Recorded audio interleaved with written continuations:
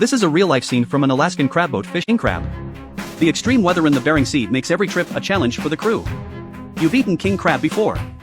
But you only know that king crabs are expensive, but you don't know why. And you wouldn't know that catching king crabs can be life-threatening. In Alaska, there is a group of captains who mainly catch king crabs.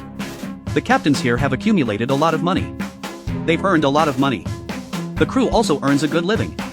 As long as they have the perseverance, they can realize their own wealth and freedom. Catching king crabs is done by trapping boxes. The captain picks a spot. He hangs bait in the cage and puts it on the bottom of the sea. When the king crabs smell the bait, they will get into the cage. After a certain period of time, the boat comes and picks up the cage. This process is easier said than done.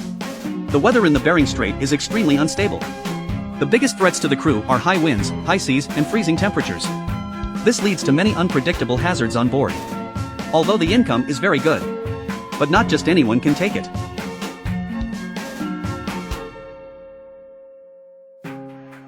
Injuries to the crew are a necessity. Small injuries can be treated on board, but serious injuries require a helicopter to be called in. Although the Coast Guard is very prompt in rescuing them, but there are times when they can't. Every year, fishing boats capsize, and fishermen lose their lives. Others disappear without a trace. King crab fishing is never as easy as it seems. Caught king crabs are put into a tank in the hold of the boat. There's a circulating pump in the tank to make sure the crabs don't die from lack of oxygen. But try not to wait more than 10 days, because there are too many crabs. If it's more than 10 days, the crabs are at risk of dying. The Mary returned to port after 14 days at sea.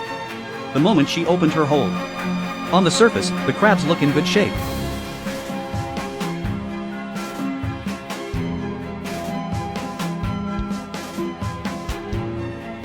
But as time passes, dead crabs began to appear.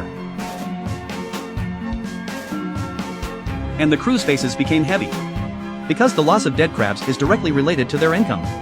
You can see a lot of broken legs in the cabin. This must be related to the crew's violent sorting. Dead crabs release toxins that kill their fellow crabs. It's like a chain reaction. There are more and more dead crabs. They've lost a lot of them this time. There's no one to collect the dead crabs and throw them back into the sea.